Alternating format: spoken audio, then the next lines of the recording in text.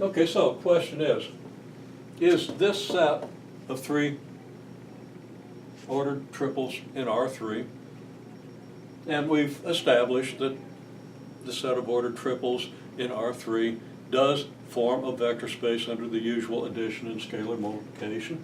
Okay, is that a basis of R3? Okay, are these 3 vectors a basis of R3? Well, first thing we want to check is, are they linearly independent? It's going to turn out if they're linearly independent, they will be a basis.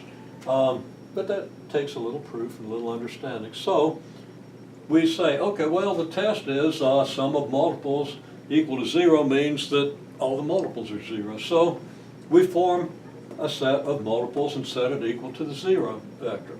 Okay? C1 times this vector plus C2 times this plus C3 times this is equal to the 0 vector. Well, that translates into a vector equation, a matrix equation, I'm sorry. And it's very clear that the matrix equation will have these vectors as its columns, and C1, C2, C3 as the unknown vector that multiplies it, and you're going to have 0, 0, 0 on this side. Now, under what conditions does this have a solution other than C1 equals C2 equals C3 equals 0? Clearly, if all these are 0, then when we multiply this matrix by the 0 column vector, we're going to get the 0 column vector. Well,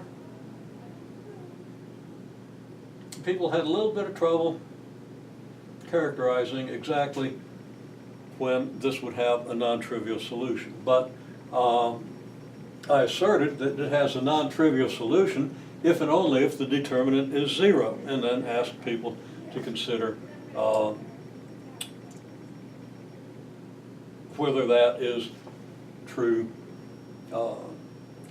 for this matrix, okay?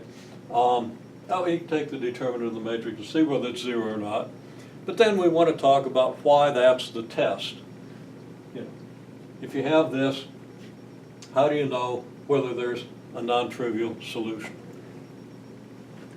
So we're going to talk about that next.